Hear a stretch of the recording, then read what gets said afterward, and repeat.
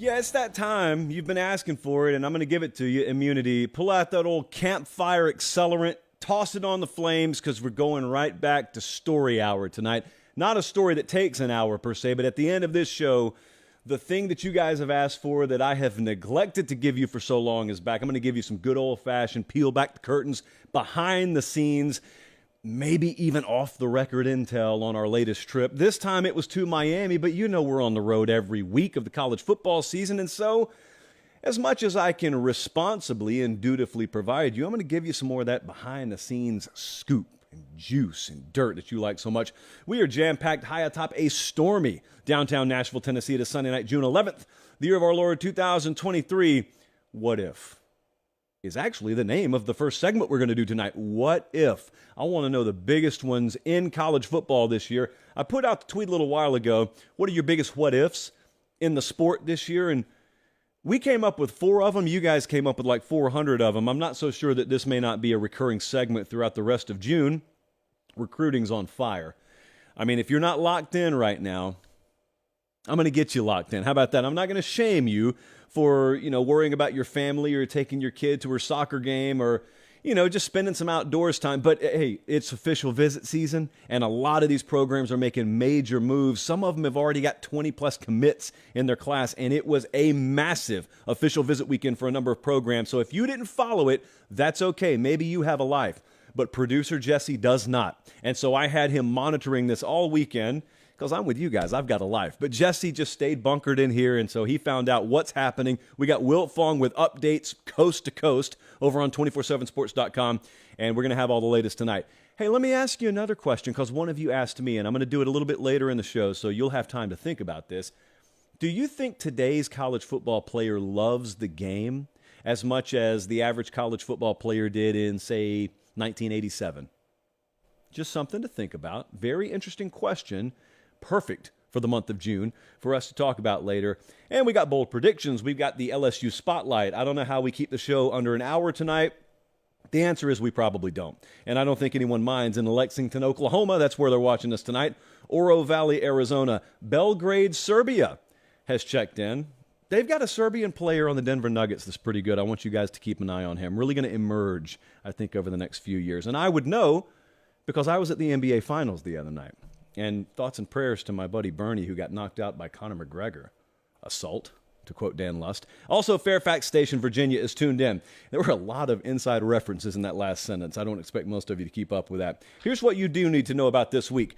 We're going to be live from Los Angeles, California, Thursday night. Apparently, we're just a road show year-round now. We're going to be at Elite 11 out there, and then I'm going to hop a red-eye and come right back to Nashville. Why? Because we got consequential softball games Friday night. I can't be expected to miss that. My team is counting on me.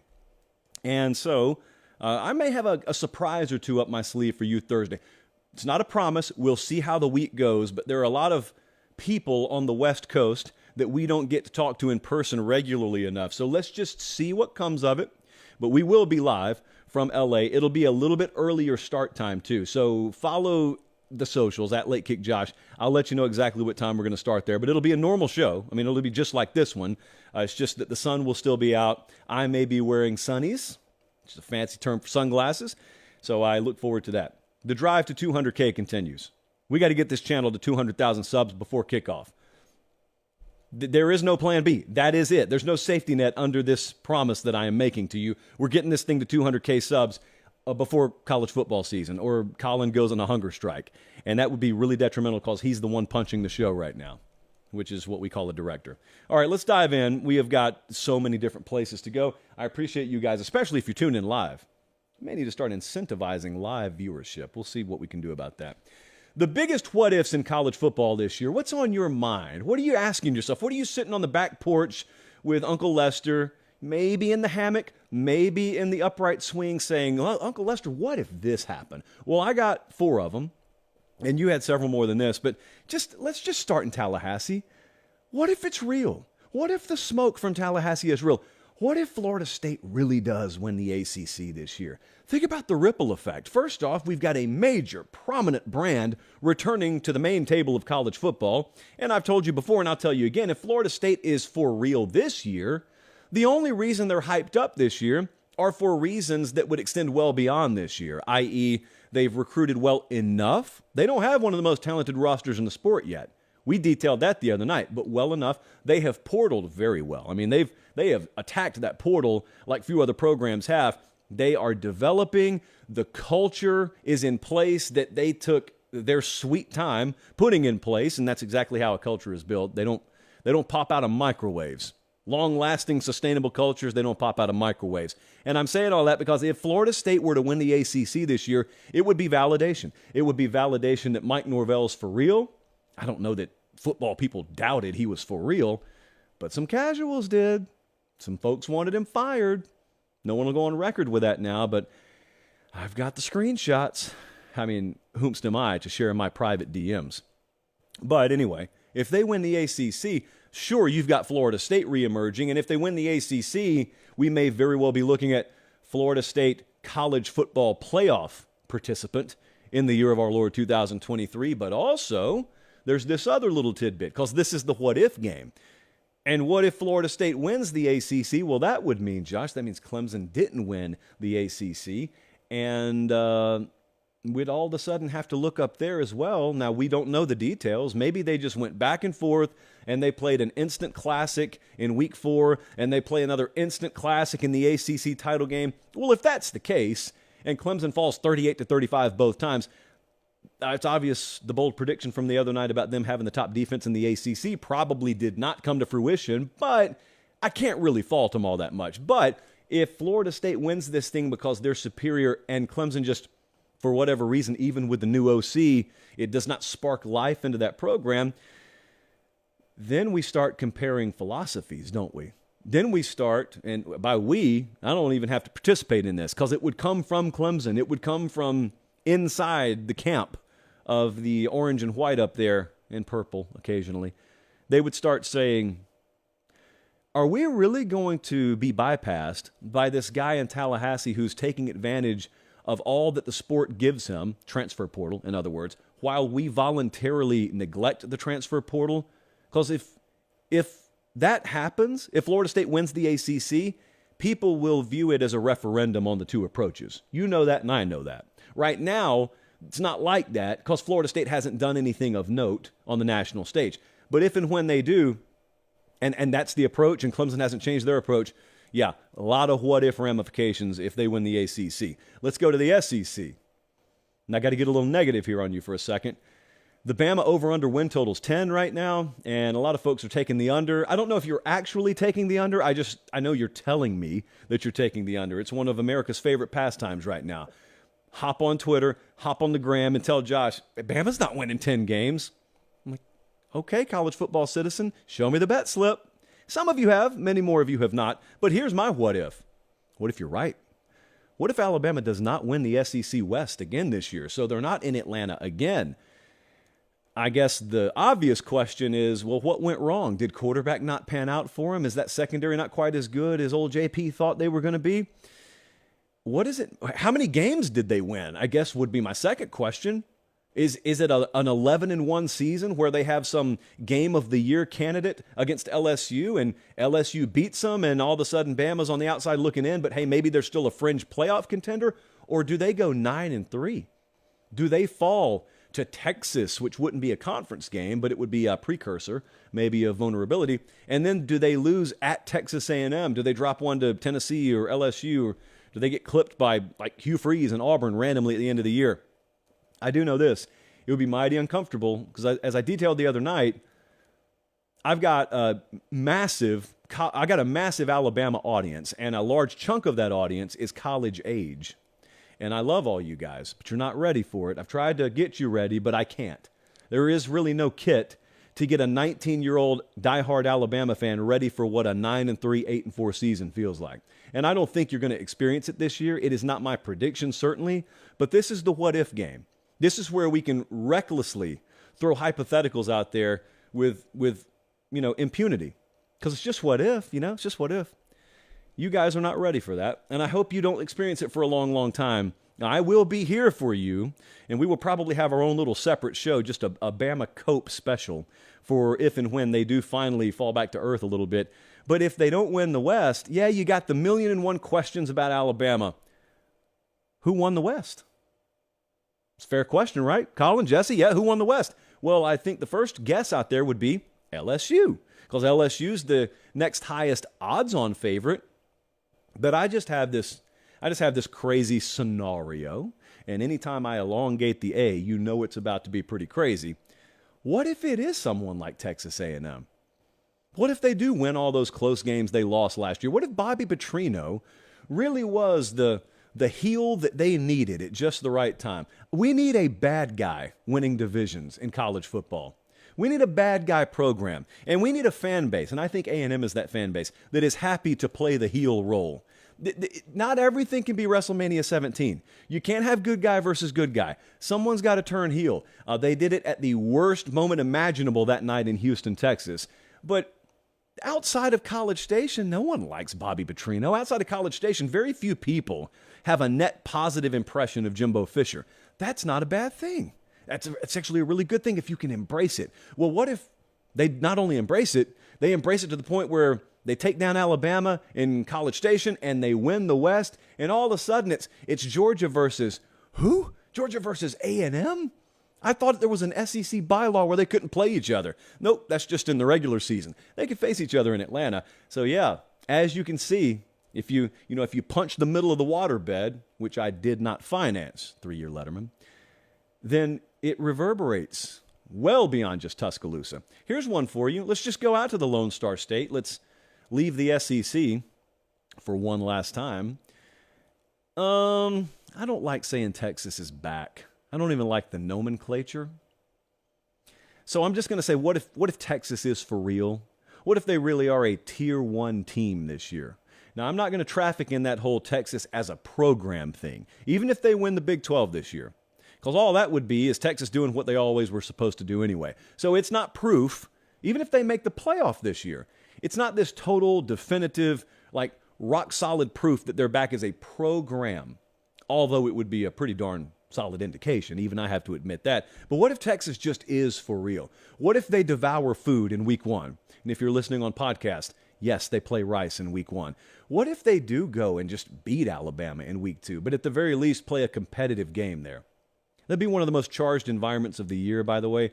We're going to talk about that a little bit later in the show, so I'm not going to double dip in what I have to say about that game. But Texas wins the Big 12 this year. What if they're in the playoff? What if Sark validates a lot of what they hope about him?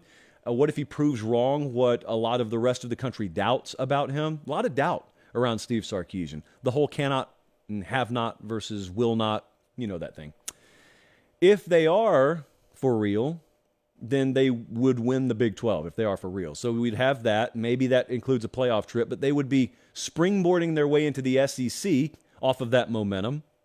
And it would also mean that, okay, well, if Steve Sarkisian's formula works, it's only going to get stronger because their roster talent is only going to increase. In fact, substantially increase. They're a top 5 recruiter every year now. And that class this year, I think, will in many ways mirror the class they had last year. Also, we've talked many times about how they are just stacking quarterbacks. So not all of them are going to stay there, but it doesn't matter. They're always going to have at least 2 high-quality options. So they're not going to be one of those programs that's vulnerable to QB1 going down and poverty elsewhere in the room. If it happened this year, they'd have Malik Murphy and Arch Manning sitting right there waiting to play. And they've also vastly upgraded line of scrimmage talent. They lost Bijan Robinson. I still think they are very, very good at tailback. I don't really need to talk about the embarrassment of riches they have in the wide receiver room. Defense, we can talk about that another day. They are trending, at least in the right direction there, but that's preseason talk. If they win it, if they're for real, that means I'm just right about all that. Is the world ready? I've asked this question like 3 times in the past month. Is the world ready for Texas being back? Is Texas fan ready for Texas being back? I talk about the 19-year-old Alabama fan who's never experienced a down year for Alabama. Well, think about the 19-year-old Texas fan and think about the fact that they were a very, very small child when Colt got hurt in that national title game against Alabama, and the fact that they've not been back since. What does 19-year-old Texas fan all of a sudden do? And then imagine, I always think about this, the folks who were enrolled at the University of Texas in this case. You're there when you're there. You don't control the football program. But imagine if you just so happen to be a true freshman when Texas reemerges. It's like being a freshman at Alabama circa 2008 or 9 or something like that. And, you know, your older brother who's 7 years older, he's telling you stories about Mike Price. And he's telling you stories about Mike Shula. And you're like, couldn't be me. Dude named Saban rolled into town. Hey, someone's eventually going to be able to talk like that in Austin, Texas. Maybe it is the class of 2020, what would that be, 2028? 9, 30? Good luck, I guess is my lasting message there. And lastly, they got one double-digit win season since 2010, by the way, according to my teleprompter. And that concludes the use of the teleprompter for the night. What if Ohio State doesn't win the Big Ten East? Well, another doomsday scenario. Yeah, let's go ahead. Scenario. It's a doomsday scenario. I think we all know that. I think everyone up there from Cincinnati to Dayton and everywhere in between understands they need to win the division this year. Now, I say that, which allows you the opportunity to go in the comment section and say, okay, well, if they have to, what happens if they don't? I don't really know. Wailing, yes. Gnashing of teeth, yes. Throwing furniture out of windows, torch, pitchfork, check all the boxes. Yes, that would happen. But that's not the question. The question is straight up, would Ryan Day be fired? I think it's insanity to suggest it. That's my opinion on the matter. There are scores of other folks that wear scarlet and gray during the fall that disagree with that. I've explained their whole plight. They've explained it very well, actually. They look at it and they say, we don't hold ourselves to a 10-win standard here. You look at the schedule. We've got advantages over everyone in virtually every compartment that it takes to win at a high level in this sport. There are really no areas we're hamstrung big time as an athletic department. I said big time because I know the board over at Bucknuts would correct me on that, and they would point out A, B, C, and D. You've got first world problems up there. You want real world problems, leave Columbus, Ohio. Go talk to some of those MAC schools that surround you. They got real world problems. Kent State is struggling to field a program this year because the from coast to coast, everyone just raided them. Really sad story, actually. So if Ohio State doesn't win the East, this is the last year that they have division play up there, by the way. If they don't win the East, they don't go to the Big Ten championship game. Probably means they lost to Michigan again. Maybe they lost to Penn State and Michigan, whomst knows amongst us. So uncomfortable. So uncomfortable. And then we also, outside of just the uncomfortability factor of, sucks to be Ryan Day in that scenario, but you also have to ask, does that mean that Harbaugh just ripped off another one? Or did James Franklin and Penn State emerge? Like, what happened up there? Interesting. Inquiring minds would like to know. Those are some of the what-ifs I'm looking at. This is one of many things that makes this sport great. You notice we didn't fly off the handle. That was not a hot take fest. It's okay to say you don't know in the middle of summer. Preview magazine season is upon us. We are awash in predictions, and we will make our fair share on this show in due time. But it's okay to just speculate. You know, like between sets at the gym, at the barbecue joint tomorrow when you're killing time before you have to go back to work, the kinds of things that we would talk about there, it's okay when someone puts a microphone in front of your face to just talk that way for a little while. And that's what we just did. I don't know why I'm talking like Bob Ross right now. I can't paint to save my life. But speaking of art, Colin, I guess that segment's over. Speaking of art, I got to show you something. I always tell you about my DMs, right? And one of you finally called me the other day, called me on something. Don't do the FaceTime call. Don't do the Instagram call thing. I never answer. One of you called me on it. You said, hey, stop referencing your DMs if you're not going to show them to us. Now, it is uncouth to ask someone to show you their DMs. But if they're going to throw them in your face, referencing them, you absolutely are within your rights, constitutionally within your rights, to dare me to show you. So you know what I'm going to do? Tonight's about peeling back the layers. It's about opening the curtain for you in a number of different ways. I'm just going to start showing you some of the stuff I get every day. The connectivity between this audience and us is unlike anything else I see anywhere in this industry. I'm just going to show you some random stuff throughout the show tonight. So one of them actually has sound. And don't worry, if you're listening on podcast, you're going to hear everything you need to hear. I go in my Instagram DMs the other day. There is a DM from one of you, and it's a video. And I always hesitate before I open those videos. But I opened this one. And it is a guy playing a guitar. And for those of you who tune into the live show, you may recognize this tune. So Director Colin's going to play like 5 seconds of it. And if you don't recognize it immediately, you probably won't get it. Let's see how many of you get it. Roll it, Colin.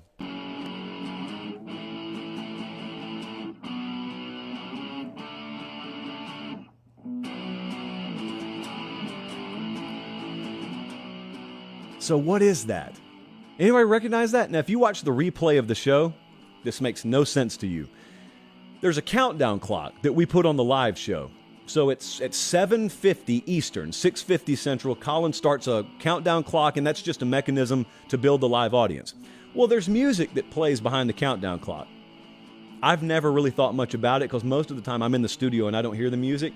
Some of you have taken great fascination in that music. Some of you request it, and it's royalty-free. Great news for you guys. You could use it anytime you want. Our guy right here is just riffing away. He's just decided to play it for us. That was just an unopened DM that I found. Those are the sorts of things that I have every single day in there. Thank you. I appreciate it. If that's a competition that people want to start, whomstever of you thinks that you can play the countdown clock theme song the best, I don't even know what the title of the song would be. The yet-to-be-named countdown clock song. Be my guest. Have at it. All right, huge weekend. Massive recruiting weekend going on right now, even as we speak on this Sunday night. I don't want to waste time here. I do want to tell you, though, make sure you're locked on to 247sports.com. Steve Wiltfong's phone. Oh, the iPhone. Can you imagine how hard that thing is gasping for breath right now? He's been updating and updating and updating all day, so there are articles and there's scoop everywhere. I have curated what you need to know from a national level. Georgia, and it's going to shock you, they got a really good class. They got the number one class in the country right now. I would call them the odds-on favorite to finish with the number one class. We'll see. It's a loaded in-state crop. Okay, so I could spend all day talking to you about the good players in the state of Georgia this year. But what's interesting, and if you look at the kids they had on campus this past weekend, and if you listen to Kirby Smart last time we had him on this show, he said, yeah, we want to lock down the state, but we have to be smart about the way we recruit. You can't just assume that the complementary nature of your needs will always be met with in-state guys. It could be that you got a number of defensive backs and a really, really deep offensive line crop, but maybe you need 3 interior defensive linemen, and the better quality is a kid in Indiana and a couple of them from Arizona and California. Well, what do? You recruit your backyard, but then you supplement nationally. That's what Georgia's doing again. That's always their MO, and it always will be under Kirby Smart. They flipped Chauncey Bowens. Not good news for our friends down in Gainesville, but it is good news for Georgia. That's a 4-star running back.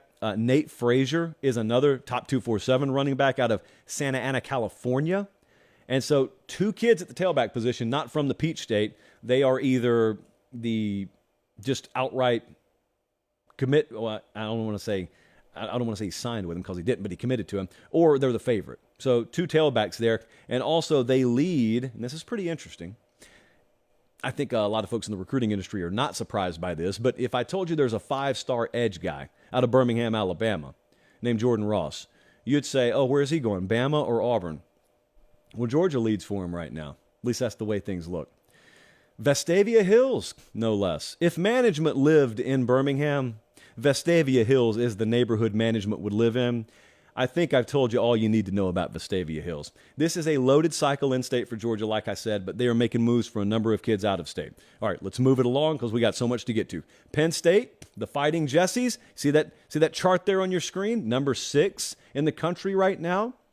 Yes, Meemaw said only a foolish man buys stock in class rankings in June. But we are those foolish men sometimes, Meemaw.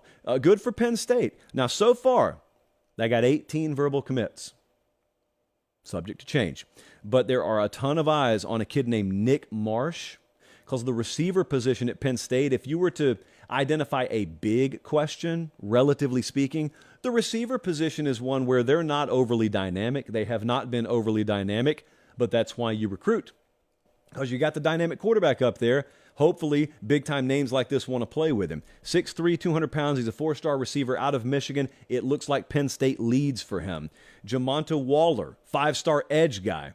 Now, this would not even be the first cycle in the last couple of years where they will have landed a 5-star edge guy if they do so secure this commitment. But they lead for him, I do believe, and our folks close to Penn State agree with that. Auburn, Florida, the main competition there. And Grimsley, 4-star safety. Jamere Grimsley out of Tampa. That's going to be a Penn State-Alabama battle, as it appears right now. Now, he hadn't taken his official to Alabama, but they feel really good about what they did with him on campus this weekend. Penn State it's so funny when you watch the trajectory. It's not a sudden spike. It's just steadily, little engine that could, further and further, chugga up the hill. And they're in it for 1 or 2 more high-caliber athletes per cycle that they used to not be in it for. And it's 1 chop, 2 chop, 3 chops. This tree's eventually going to fall. No, it's not. It would have fallen already. That's not how forestry works. Please be quiet, sir. It'll fall eventually. We'll see. This year, next year, it'll fall eventually. I was down in Miami for the better part of the week. And I tell you, I walked in that building Tuesday, and it was already buzzing about the official visit weekend that was coming up. We did the live show from there Thursday night. I told you, in no uncertain terms, they think this is the biggest official visit weekend in the history of Miami football. Well, here we are on Sunday night. I think they just had the biggest official visit weekend in the history of Miami football. I don't just want to gloss over what I said there. The history of Miami football, they've had some pretty good teams down there. They've pumped out some pretty good players. The biggest and most star-studded, let me say, official visit weekend in the history of Miami Hurricane football. They had 4 of the top 10 there, 6 of the top 35. It sounds like they knocked it out of the park with all of them, and it would be a shock to me if anything other than that was said, given the level of preparation and the intense attention to detail. I mean, right down to how inflated the green and orange balloons were on the staircase leading into the athletic building. Every T was crossed, every I was dotted, and it's the kind of weekend that could reverberate for years to come. You think that's hyperbolic? It's not. Ask any of these fan bases around major programs where, there was a kind of a paradigm shift. They always point back to a recruiting class that was the spark. And some of them who follow recruiting hardcore can point back to individual weekends. I'll tell you this. I'll save a lot of this for later in the show. So after we got done with Mario Cristobal, I talked to him for another 30 or 40 minutes just off camera. Boy, if I could have had him mic'd up for that. But the one thing I'll tell you is he's got a really good memory. And he was detailing specific recruiting weekends that he remembered from his time at Alabama as an assistant or Oregon as a head coach. And talking about the level of detail, the intensity you have to have, but also the ability not to force the issue. And so you got to kind of balance your emotions. But, man, some of the stories about those recruiting classes at Bama and how they learn, how he learned attention to detail and leave no stone unturned and applied it at Oregon. And obviously they're applying it down there now. It wouldn't surprise me if they've had a verbal commit since we've gone on air. Watch that closely because I think they will get results out of this weekend, either immediately or eventually. Notre Dame had a smaller contingent, but a really important one this weekend. They're already near capacity on their class. When I say capacity, you can save it. You don't need to tell me that nothing matters until the ink is dry. I know. I'm also telling you, I remember Keon Keeley last year. I know they're not immune to decommitments. I'm telling you they have 19 verbals. I'm telling you I think most of them are going to stick. I'm telling you they got the number 3 class in the country right now, and they are training headlong into challenging to finish inside the top 10 again. Elijah Rushing, appropriately, the number 1 edge player in the country, was on campus this weekend. He is from Tucson, Arizona. Fascinates me that we don't pronounce that name Tucson. Just fascinates me. But nevertheless, 6'6", 235, need him. Need players like him. Difference maker. Also, the number 2 tight end, Carter Nelson, out of, I believe, Nebraska, was on campus this weekend, too. If I were to tell you, hey, Notre Dame had 2 high-profile players on campus, what positions do you think they played? Edge rusher and tight end would be way, way up there for me. That's a Nebraska-Georgia kind of Notre Dame battle right now for the tight end. That's why you brought Marcus Freeman in. Not Marcus Freeman. Marcus Freeman. That's why you elevated him. I remember when Brian Kelly was up there, they weren't bad recruiting. They weren't bad at anything, actually. They were never in the conversation like this. Now, that's not a knock on Kelly because he's got LSU in the conversation. As I've told you many times, I think this was a win-win. Both programs seem to be better off. Freeman at Notre Dame, Kelly at LSU, you know that whole deal. I've gone over that many times. But he's got him as a major player in recruiting right now. He's got him in conversations that they used to not be in. And so whatever changes they've made up there, whatever promises they've made him, and whatever attitude and approach he's brought to the recruiting trail, it's working. Marcus Freeman's way is working. And, of course, that has to translate on the field, and we can't press the fast-forward button and find out what the future holds before we get there. Michigan and Ohio State both had notable weekends here. Look at the crystal ball feature and look at Michigan right now picking up crystal ball, and that's just the 24/7 Sports method of prediction for insiders. A couple of crystal balls logged for Dom Nichols. That's a 4-star edge guy out of Maryland. Elias Rudolph, that's a 4-star edge guy out of Florida. Michigan, always been a national recruiter. And also, one of the very special prediction alerts in the business is the Fong ball, as I call it. And that is when Steve Wiltfong weighs in. Has he trademarked Fong ball? I know he's trademarked a few similar terms for different reasons, but has he trademarked Fong ball yet? I don't know. But I am if he's not. And I'm telling you, he dropped one for 5-star defensive end Eddrick Houston. And that's a 5-star defensive end out of Buford High School, home of the Wolves. Played him many times when I was at Harris County. They have athletes like that up there. And Ohio State's in it big for one. I always thought about Buford and Notre Dame because they have the same color uniforms, as you can clearly see if you're watching the B-roll right now. Recruiting is on fire, okay? This is like tip of the iceberg stuff. You got to be locked in on this. I don't want you guys to be surprised. I don't want you guys to be taken off guard. I would not be fulfilling my duty to you as the leader of Pate State University and a premium college football podcast, even though it's free, if I didn't keep you up to date on this stuff. I don't call this a recruiting show, but man, how do we not talk about this? This is what January used to be. June and July are what January used to be. So, I told you I want to give you a little bit more of a peek behind the curtain. I want to show you a little bit more about what it's like to just swim in the pool we swim in every day. Basically, I want to show off how incredible our audience is. Well, you know how incredible Academy Sports and Outdoors is, and if you don't, let me tell you, they're pretty incredible. They make the show free for you, and they also have this store and this chain of stores that has like everything you could ever want. One of you hit me up early today and said, well, we don't have one where I live in Colorado. What should we do about this? I said, academy.com is what you should do about that. One-stop shop for all outdoor sporting goods supply needs plus. And the plus means they just got a lot of other stuff that you would have never even guessed they have. Also, military, first responders, you drop that ID anytime between now and July 4th, you get an extra discount. You get free in-store pickup if you guys order it from academy.com.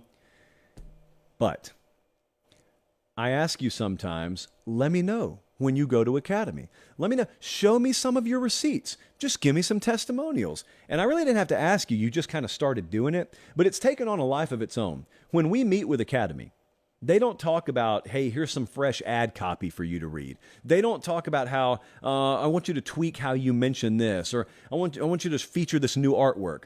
All they say is, we get inundated with your viewers telling us that they just went to our store. Whatever you're doing, keep doing it. We love that. So we're just going to do that on steroids. Let me give you 2 examples of what I get by the dozens and dozens and dozens every day. Colin, could you show me the first one? A guy by the name of Joshua Roush. Love his name, by the way. I got this from him on Twitter. I own a reptile business. Who's amongst us doesn't? I own a reptile business. I needed a net. Like an idiot, I checked Walmart first because I was going to get something else.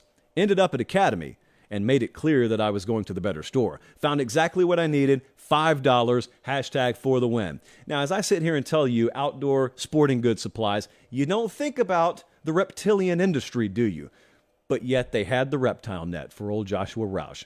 Check. Next up, I got a DM from our buddy Jonathan Shusky, street name Buckets. his little kid Aiden, basketball camp ready, and said they needed a photo because they had just come out of academy, and he's got a sizable, a lengthy receipt in his hand. This is what we call Pate State material. And this is what I get from you guys every day, and I'm just going to start showing it on air. Why? Because I'm proud. That's why. So thank you to Academy, and thank you to you guys. Longest ad read in history, but I think it was worth it. Ceremonial sip from the chalice there. I got just a fascinating question earlier today from one of you, and it was from Paul in Camden, South Carolina. He said, I saw someone say they think more and more college football players don't love the game like they used to. Do you agree or disagree? I had to think about this for a little while. Here's what I think. I think it is still a very much case-by-case basis. So what I'm not ready to do is I'm not ready to say today's player does or doesn't fill in the blank.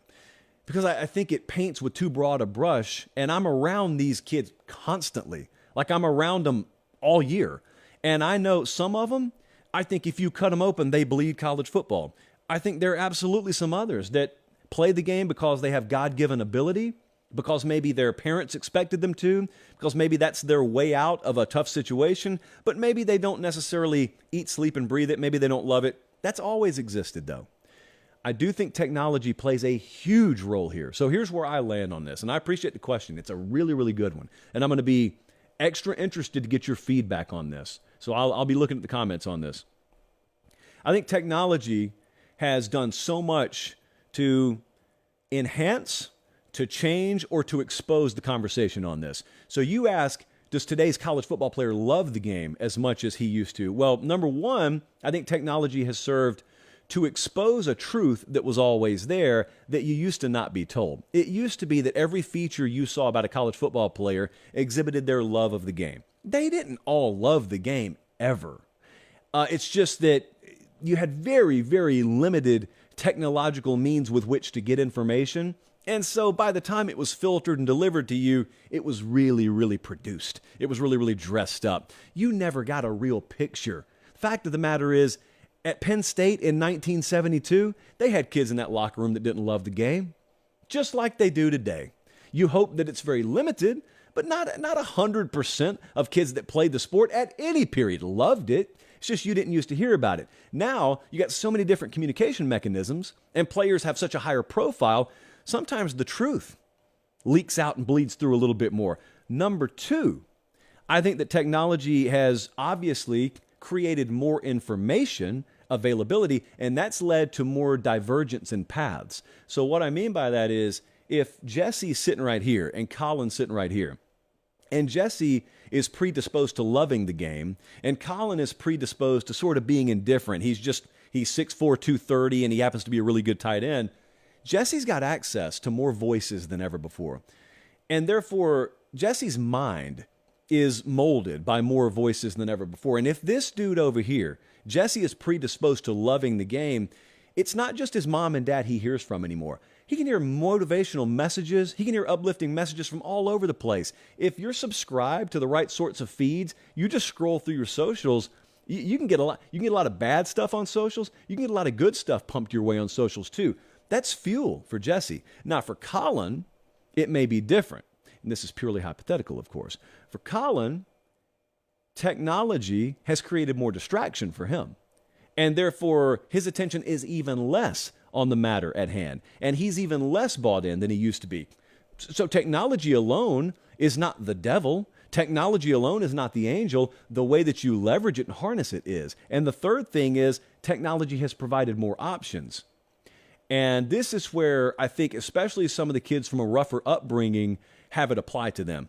It has been preached for a long time. For kids from a certain socioeconomic background, you got ball or you got a microphone, and those are the two ways that you're going to make it out. Whether that message is wholesome, whether that message is accurate, that's been a message for generations. Well, all of a sudden, the digital media platforms and the social platforms come of age, and they enhance the ability to create more options for you. So now all of a sudden, you can become an influencer. Well, how was a 13-year-old going to hope to become an influencer in 1993? The answer is they weren't.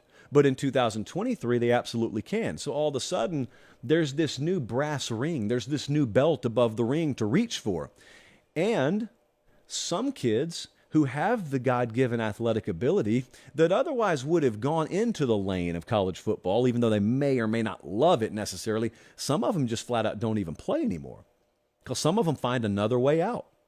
And so the love of the game, it's really interesting because one of the first things that stood out to me, one of the first big shocks to me in observing football, NFL or college, or covering college football was the realization that not everyone loved it. When I was 10 years old, I thought everyone loved it. I thought, how could you ever survive playing that game if you don't love it?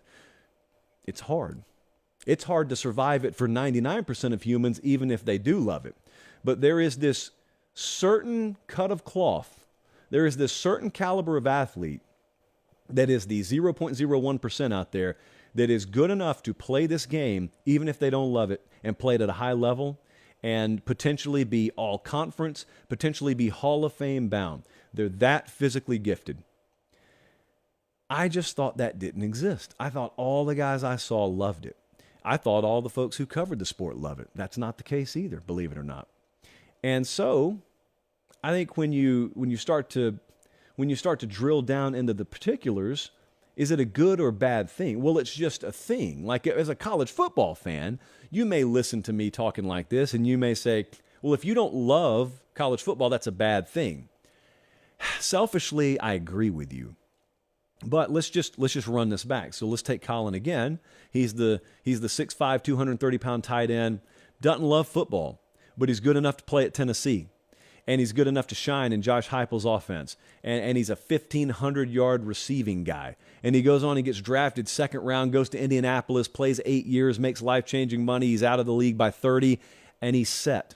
And his kids are set. And he never really loved it. But he also kept his head on straight, and he treated it like a job and stayed out of trouble and was a model citizen, and he's now, owning a regional bank or something like that by age 40. Was that a bad thing? Was it a bad thing that those options were available to him? I don't necessarily think so. Again, the reason I say case by case is because the technological infusion that provides more options will destroy some kids' lives. It just will. It'll also make some kids' lives. It just will. It will fuel some kids who may have only been at an 8 on the love of the game meter to go to 12 or 13 and just go off the charts because of being able to see and experience more things. And it'll take some kids that were going to be on the fence and distract them like you don't know what and take their mind off of what it should have been on, and it'll wreck an otherwise promising career. It's just case by case. I can tell you this, though. I'm around a lot of them. It is tough when you get to the highest levels of this sport. If you don't have 0.01% God-given ability and you don't love it, it's tough. It's really, really tough for obvious reasons. Here's the other thing. The guys who do love it know the guys on the team who don't love it. And you want to know like oil and water mixing, what it's like in a locker room? Imagine you are a quarterback of a major program that has high expectation. You know those expectations are married to you. And you know for better or for worse how that team performs this fall, it's going to impact your legacy. Okay, no one looks back at 2021 or 2022 Georgia and thinks about Cedric Van Pran. Cedric Van Pran may be the best center in the country. No one calls it the Cedric Van Pran team. They call it the Stetson Bennett team. So imagine for a second being a quarterback on a team this upcoming year, knowing your legacy's on the line, your playoff hopes are on the line, maybe your NFL draft stock's on the line, and you're catching more balls off the jugs machine in summer workouts than half your receiving core. What can you do? You can't go and bang on their door and physically drag them to a voluntary workout. Now, you want to know a conundrum. You want to know one of the intangibles that goes into close wins and close losses. That's it. How many of your guys are really bought in? And for the guys who aren't bought in, how many of them can you get to at least fulfill their duty? It's why coaches get paid a lot of money. It's why this is always going to be an inexact science, because you do have some guys in your locker room that don't necessarily love it. They're good enough to be there, but they don't love it. And you got some others who are willing to go over the cliff, face in the fan 8 days a week who look at the ones who don't love it and wonder, how in the world am I supposed to go to war with you on Saturday? This is happening in every program, every single season. And if it doesn't happen in your program, you're probably about to win a national championship because you found a way to get a leg up on pretty much every other team out there. Good question. Really good question. Do me a favor, please. Like the video if you're watching, but subscribe wherever you are. Subscribe on YouTube and subscribe to the podcast. And look, if you really want to be a model citizen, just do both. Okay, bold predictions have entered Chapter 8. Bold predictions are quite simply the things you claim you believe in that you would bet your own money on. So let's go. Let's dive in. The first one tonight has to do with our two-time, some would say defending, I just say two-time national champ Georgia Bulldogs. Gresham from Kennesaw, Georgia says Carson Beck is going to break the Georgia single-season passing record with 4,300 yards, especially with the running back room being beat up. Well, first thing we have to acknowledge is this would be lofty. And then the second thing we have to ask ourselves is, well, what's the record? You don't have to go back too far. The record was set 1 year ago. Stetson Bennett, 2022. He threw for 4,127 yards. And that was 15 games because they won the national championship, of course, and won the SEC title. Now, it should be noted, Stats and Info, a.k.a. producer Jesse, tells me that 3 other Power 5 quarterbacks eclipsed that number just last year alone. So, yes, this would be lofty by Georgia standards, but, you know, Georgia is not some cradle of quarterbacks that puts up video game numbers every year. It's not their style. That's not their MO. They may be the best program in the country right now, but that's not the way they've gone about it. So these would not take astronomical statistical feats of strength, but it's a first-year starter at quarterback. Michael Penix, Caleb Williams, and Drake May, by the way. Those are the 3 last year. Washington, USC, and North Carolina that went above and beyond what this number would be. They are really good at wide receiver this year, and they may have the best tight end room they have the best tight end room in the country. It's not May. And the running back room, I always hesitate to say this because, you know, Georgia's average is better than a lot of programs' special. It won't probably be the most dynamic Georgia tailback stable ever. So on the plus side, you have that. Now on the downside, if you want to call this a downside, are they going to need this?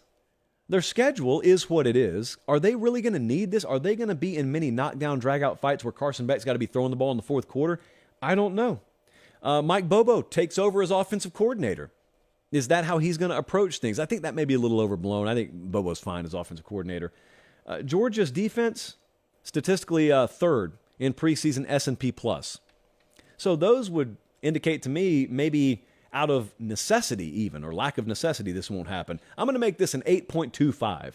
This is pretty lofty. Carson Beck's got a good arm, looked really good in the 8A game, still pretty lofty. 8.25 on the boldness scale. What about out in the Pac-12? Maxim Mayer. I hope that's his real name, from Vancouver. He's from Vancouver, Washington, Jesse. I thought that was in British Columbia. Maybe in some crazy world there's a Vancouver in both of those, province and state. Anyway, Maxim says in the Pac-12, no one is going to win double-digit games this year. Oh, there's also a side B to this. It's like Silver Springs on a side B on rumors. Travesty. He says Late Kick Tour is going to come to Eugene for Oregon versus USC. That's not a bold prediction, but that's not the real prediction we're talking about here. The first one is the prediction. No double-digit game winner in the entire Pac-12 this year. This is an 8.5 for me on the boldness scale. As has been noted many times, it's a paper-popping stat right here. There are 6 teams. There is half a dozen of them out there that have a preseason over-under win total of 8.5 or higher. USC is at 10. So a bunch of them are bunched up in that top tier. Southern Cal's at 10, Oregon and Washington 9.5, and then they've got Utah, Oregon State, UCLA. They're all at 8.5. Then there's this big drop-off. One of them's going to win double-digit games, at least. So I'm making this an 8.5 on the boldness scale. Here's an interesting stat, though. So if you're pulling for me to be wrong, if you're pulling for total cannibalism out there in the Pac-12, of the 6 teams in that group, the 6 teams that are in the top tier, 5 of them have to play at least 4 of the 5 others. So that sounds really convoluted. It looks a lot neater on the piece of paper than it sounded coming out of my mouth. All that means is none of them dodge each other. They're all going to play each other. And so if you have a bumper car, cannibalism type scenario, and that's our quota for saying the word cannibal on the show. We like to keep it under 2.5 per show. If that were to be in the cards, you would assume, well, that just means they're all going to have to play each other. That's how that's going to happen. Yes, they do pretty much all play each other. And then you got Southern Cal playing teams like Notre Dame in out-of-conference play. Oregon plays Texas Tech in out-of-conference play. Utah has Florida and Jesse, who do they have in week 2? Is it Baylor? Yeah.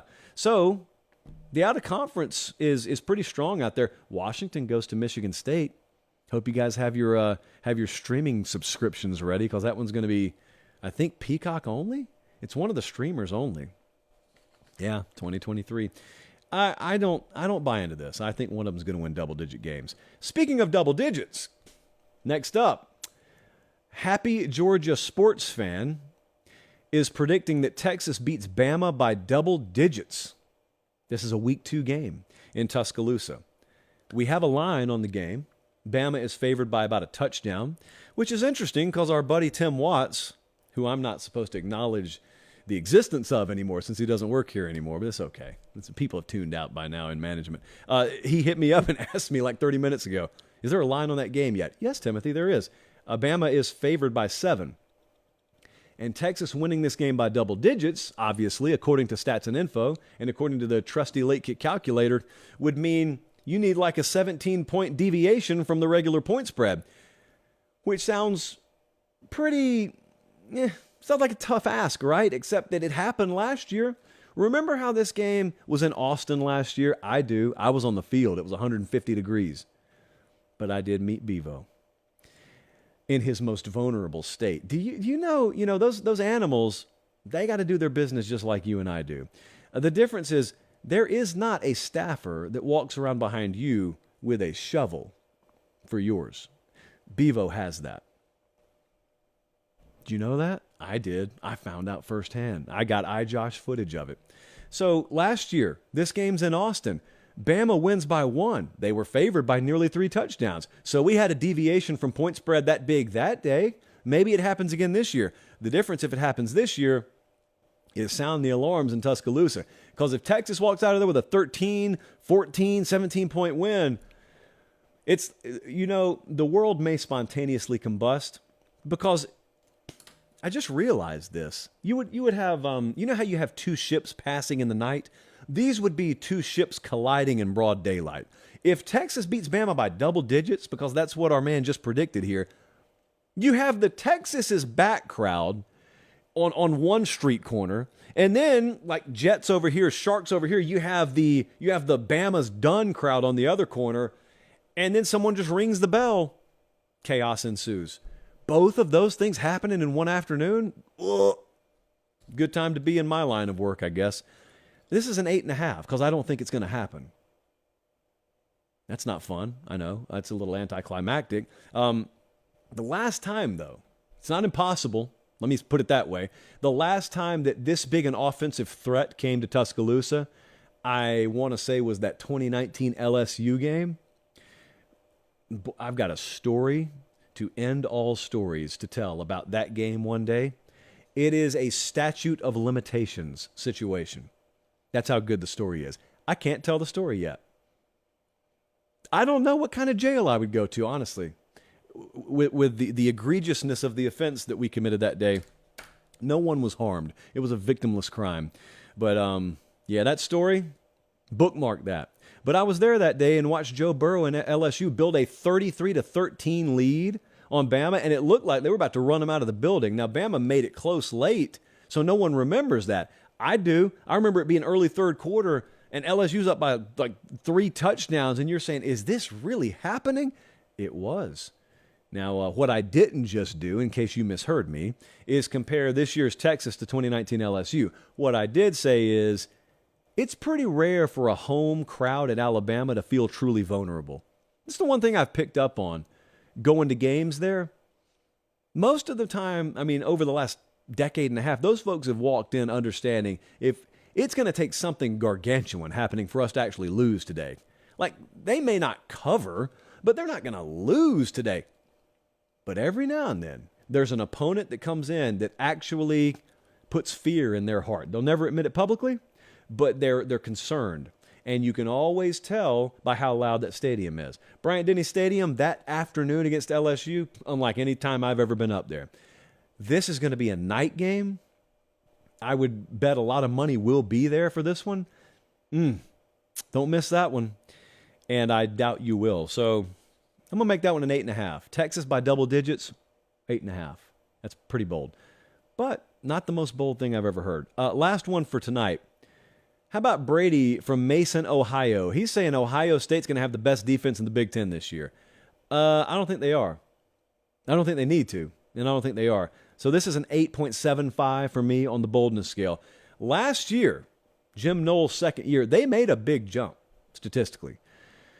And I don't think it's the craziest thing in the world to say they may do that again this year. I mean, defense won them the Penn State game last year. JT Tuimoloau just took over the game. And so I haven't forgotten any of that. But they were 7th in the Big Ten last year. And coming into this year, like the preseason defensive S&P Plus, they're 13th in the country, but they're 7th in the, 1, 2, 3, 4, 5. Yeah, they're 7th in the Big Ten again. So a lot of good defenses in the Big Ten. But like I said, they don't need it. They don't need to finish number 1 defensively. They just get me up there in the top 5 and have quarterback halfway pan out, and they should be the favorites to win the conference. Well, let me scratch that because I know what's coming from Ann Arbor. They'll be among the favorites to win the conference. And this would be an upset, I think. Ohio State having the top defense in the conference would be an upset. So I'm going to put an 8.5 on that one. I think the only thing more upset than that would be me as I look down at my phone and the weekly tradition has just occurred again. Cole Kubelik text during the live show. I don't know what to say at this point. It's just, I don't know what to say. I'm going to move on. It doesn't warrant a response. A Cole Kubelik text in the middle of your live show is like a baby Gronk's dad DM. You just ignore it. You just leave it unread and you move on. We're doing the Spotlight feature right now. The Pate State Spotlight feature is where we take the brightest white hot spotlight, like 1,000,000 candle power, and we shine it at one program per night. And you know where it is tonight? Baton Rouge, Louisiana. Everything we need to know about LSU, at least as we sit here in June. The biggest questions, the first one for me and everyone down there, is the defensive backfield, the secondary. They went and portaled a secondary in, basically. They got Denver Harris. You know, in the last transfer portal rankings updates, Denver Harris got upgraded to a 5-star. Why? Well, because he was never a risk physically. It was just an off-the-field thing with A&M last year. If he has his head on straight, he's one of the best players in the country at his position. And he had a great spring for LSU by all accounts, according to our insiders down there. That's one. Now, we got to have the rest of them pan out, too. And maybe we'll have a really good secondary there. I know what history says. I know what logic says. Logic would tell you, you're not going to hit 100% on bringing in that many portal guys in one position room. And I get that sentiment. For LSU's sake, they need to hope that that's not true. They need to hope they're the exception to the rule. And I'll tell you, you won't have to wait too long. They play FSU in week 1, okay? So you won't have to wait long at all. But, you know, even if they get by FSU and it's a weird, ugly week 1 game, happens sometimes, they go on the road in week 3 and they play Mississippi State. And they play Will Rogers, the most underrated quarterback in America. Let's see what that secondary looks like. We'll get a really, really good feel that day for LSU. So that's question number 1. Question number 2 is their own quarterback position. Jayden Daniels coming back this year. Jayden Daniels as a passer. How much can he improve? Is it reasonable for us to expect a whole lot of improvement from him? Because we've pretty much figured out who he is as a player. He's a really good player. But the skill set is what I'm talking about. He's had 14 games over the past 2 seasons where he's passed for under 200 yards. He's got more passing performances under 200 than he does over 200. He runs the ball very well, so he makes up for it. But think about the conversation LSU's in now. This is not some let's win 8 games and it'll be a nice story. They're in the thick of the SEC championship conversation. They're in the thick of the playoff conversation. They're going to have to throw the ball better than Jayden Daniels has to this point in his career if they're going to win at that level. So that's what God made spring for. That's what God let you practice in the summer for by yourselves. And that's, of course, as Meemaw would always say, what God made fall camp for. So we'll see about that. Question number 3. How dynamic are the other offensive position rooms there? You know, we just talked about quarterback.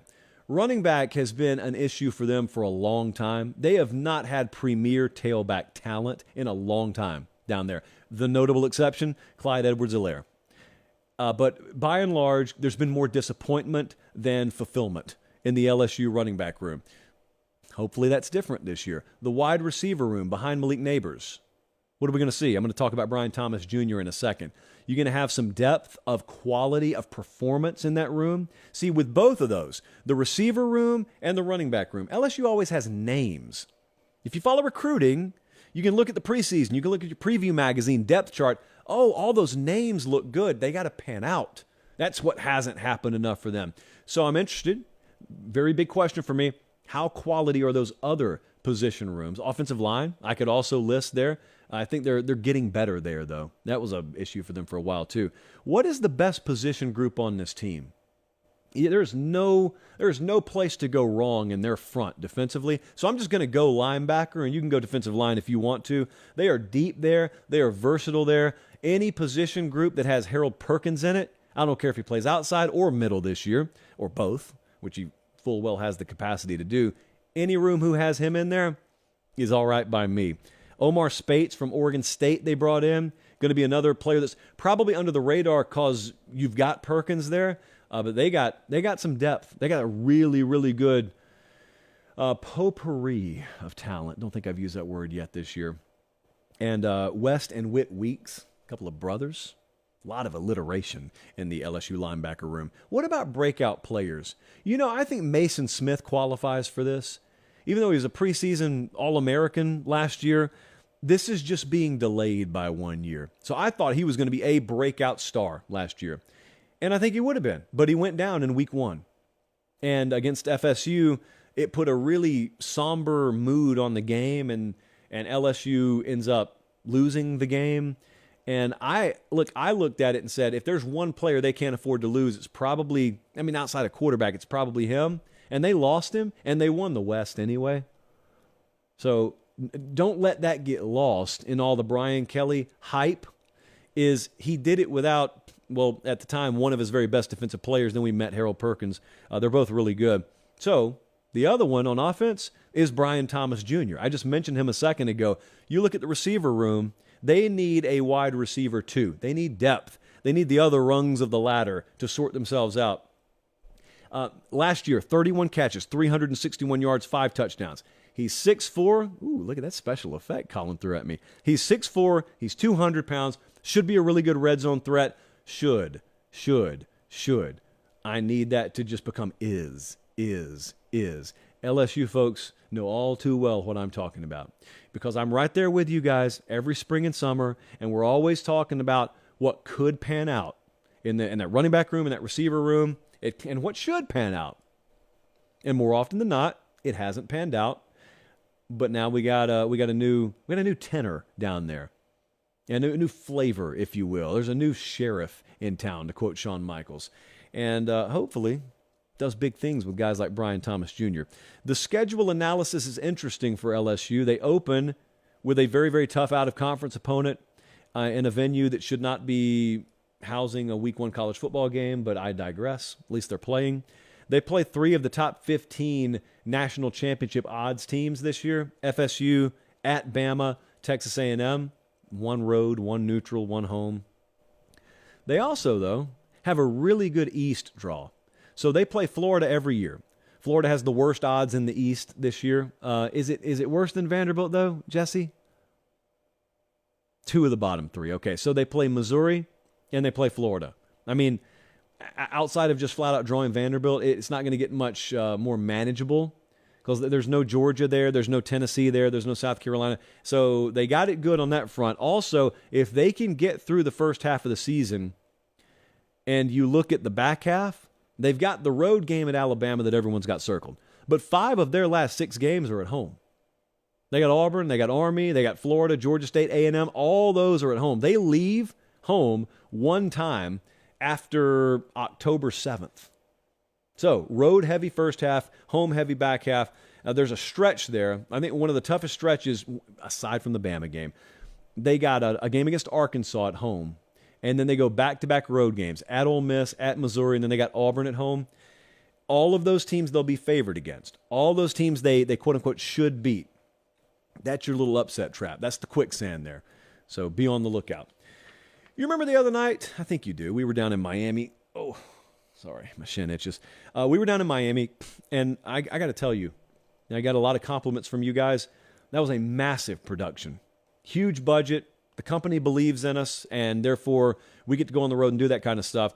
So I'm not here to brag about that because I'm going to tell you some stories about that trip in a second. But before we do that, I wanted to bring the truck back. I cannot in strong enough terms tell you how much the folks at Good Greek Moving came through. We just decided to put them on the show for the rest of the month. And they're huge in South Florida. Like, I think a lot of you guys in South Florida know about them. I'm encouraging you because we were up against it. We had to move a ton of equipment. And we don't have 18-wheelers just sitting in the parking lot at CBS Sports HQ down in Fort Lauderdale. But they do.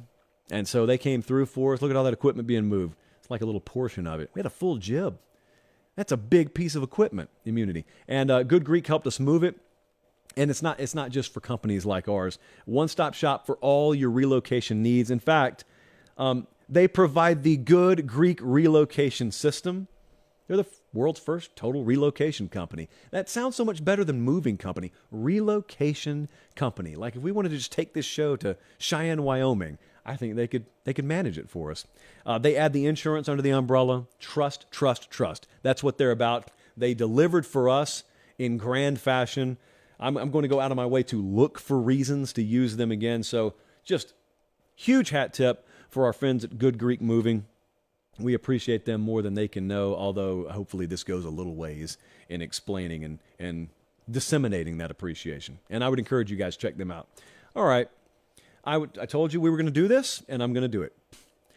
George hit us up from Knoxville, Tennessee. He said, do you have any good behind-the-scenes stories for your Miami trip? I used to do this 2 years ago. We'd go on the road, I'd come back, and you guys would just like be frothing at the mouth for the ending of the Sunday night show, and I'd always give you some stories. And for whatever ignorant reason, we got away from that last year. Probably Jesse. And so let's get back on that this year. I'll tell you what I can tell you. We got in the building Tuesday. They don't shy away from how bad they were last year. Not a whole lot of excuse making. Extremely intense, and talked to a lot of their coaches, sat down for an hour with Shannon Dawson, the new offensive coordinator down there. And it's really interesting because there's this stigma about him that, oh man, if he's not linked at the hip with Dana Holgerson, he hasn't really done much. And it's just, you can either look at Wikipedia and you can look at a message board, or you can talk to a guy face to face. And when you talk to these guys face to face, they're able to lay it out for you. Like there are 100,000 reasons why things happen the way they do. And it's always interesting to get it from the coach's viewpoint.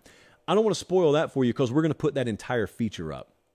You're looking at B-roll of both of those things, actually. The other thing that Colin just showed you. Yeah, I guess I'll share this. The other thing Colin showed you there was I was throwing with Tyler Van Dyke a little bit, quarterback down there. And I didn't let it be known at the time. In fact, I don't think I've told anyone publicly this yet. But he busted a blood vessel on my thumb. I no-sold it like a champ. My thumb was fat. It was purple. This is about a 70-yard throw in the air here, by the way. This is not where the blood vessel got popped. But your boy's down there, fielding punts, fielding arm punts. It hurt. Am I a hero? I can't say for sure, but yeah, I am. It was really interesting to talk to him. I mentioned earlier in the show, quarterbacks who know their legacy is on the line. He knows his legacy's on the line this year. I'll tell you what we saw. I don't know that I was ever in that building, weight room or indoor, where Tyler Van Dyke wasn't there. He just lives there. He's there all day. He's over there. I saw him catch more balls off the jugs machine than I saw their receivers catch balls off the jugs machine. Whether they did it at 5 a.m. when I wasn't there, I don't know. But I can tell you that dude is a hermit. That dude lives at that facility, and it's really interesting because there was a lot of smoke a couple of months ago. Is he going to go to Alabama? Is he not going to go to Alabama? Don't discount how huge it is to make sure you've got your best players home. Arkansas, I could say the same thing about KJ Jefferson. Don't ever take it for granted in the transfer portal era that your best players are just yours and they're ride or die with you for life. You got to do your due diligence. You got to make sure you got him. And Miami made sure they've got him. And I'll put it this way. There is no one more appreciative of the true freshman class that's been brought in down there than Tyler Van Dyke, which leads me to my next point. And I don't know that we've got footage of this because I didn't feel comfortable shooting it. So we're setting up for a live shot with CBS. And behind us, the offensive linemen are working out just by themselves. And if you follow recruiting, Miami brought in 2 5-star offensive tackles this past year, Okunlawa and Francis Mauigoa. So I had heard from Wiltfong and the guys that Francis Mauigoa was like a total different player than anyone else in the class. So I walk in. It takes like a nanosecond to pick him out from other guys who have been playing college football 3, 4, 5 years. Space alien. Looks different than any player that I have seen that I saw down there. So here's what happened. They get done doing their drill work, and then they just went out there and started messing around. And I want to emphasize messing around. Francis Mauigoa, I don't know that he's 18 yet. Just huge, massive, like he was created in a lab. So he goes out there and starts running QB for him. They start running pass routes. He starts doing some play action type maneuvers. The fluidity in the hips for someone that size is unbelievable. Then he goes out wide. And this is after I had watched him one-hand 40 balls off the jugs machine, by the way, consecutively without a drop. 41, actually, I think was the number. He wanted us to get that right. He starts running like 20, 25-yard posts just over the middle. He looked like a receiver. I don't know what else to tell you. They got a massive offensive tackle there, the true freshman, 5-star, that absolutely will start for them, that will run pass routes like a receiver. I'm not talking about the speed. I'm talking about the quickness, yes, and the fluidity. There's nothing blocky. There's nothing choppy. There's no way someone should be able to move like that.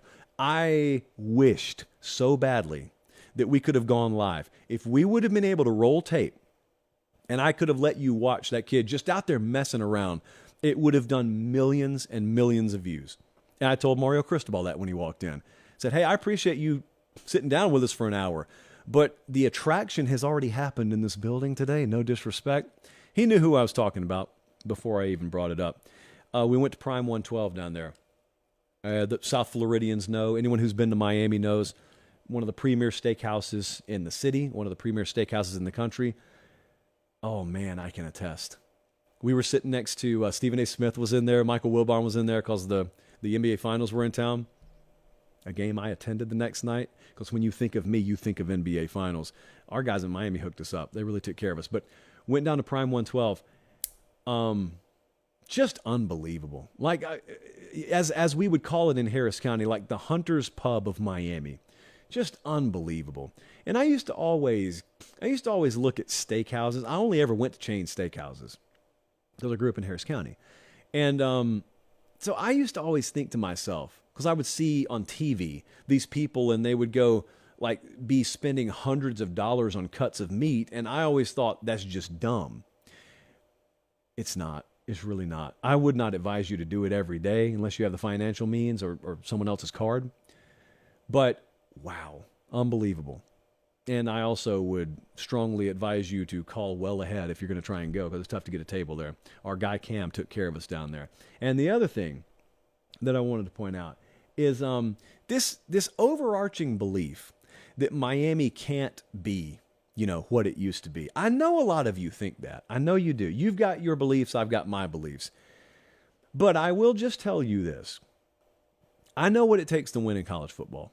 I've been around winning programs. I've been around losing programs that have the capability, and I've been around programs that are losing and don't have the capability. Miami's been a losing program that full well has the capability to be one of the tops in the country again. The stadium situation is what it is. That's not controllable, but I would also be remiss if I didn't take you back to the Mark Richt era. There was a night they played Notre Dame down there where it was jam-packed. They throttled them. You know, that was the one where the following Monday, every major newspaper lazily ran the same headline. The U is back. The swagger is back. Nothing like 52-year-old sports writers using the word swagger.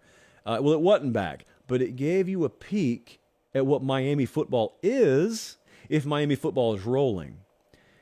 I'm not the biggest fan of playing games in Hard Rock Stadium. Okay, that's an NFL venue. You know my feel on that, but they can't control that. What they can control is building a brand new state-of-the-art facility on campus for everything else they do. And the other thing they can control is full buy-in. That's the thing Cristobal talked about. We were in the gym the day before we interviewed him. Really good workout, by the way. It takes care with the plyometrics, too. Surprising fluidity and mobility in the hips of the old head coach down there. But he was talking about what it took for him to sign the deal to go down there. Without getting too deep into the finer points, it took looking across the table, like Kirby Smart had to do with Georgia, looking across the table and saying, I want to come here. This is home for me. I can't, from a business standpoint, come here unless you check all of these boxes. And you just give them the piece of paper. And they checked them. As of that moment, Miami had everything they needed to win again. It's on him, and it's on that program. They're not uncomfortable with that. I'm just saying, that's the reality. Previously, maybe there were some excuses down there. They don't have any excuses. And so when everything you ask for gets granted, just like Jimbo at A&M, when everything you ask for is granted, all your wishes are granted, then it's only fair for the fans and it's only fair for the administration to then look at you and go, all right, you're on the clock. Mario Cristobal and Miami staff are on the clock. They know it. It's why there's a lot of urgency in that building. I think they feel good about this year. I think they feel great about next year. That's the vibe I got from the program. So we'll continue to go on the road. And we've got programs beating down our door now to come do those features there. We cannot go everywhere, but I think we'll have some interesting stops on the Pate State Speakers Series tour coming up before too much longer. And then we'll have media days in Nashville, so all the SEC coaches will be coming here. So stay tuned, I guess. Long show tonight, but we don't recognize the offseason here, and I appreciate you guys for it. So for producer Jesse, for director Colin, for Bradley the associate, I'm Josh Pate. Take care. Let's have a great start to the week. And until next time, God bless.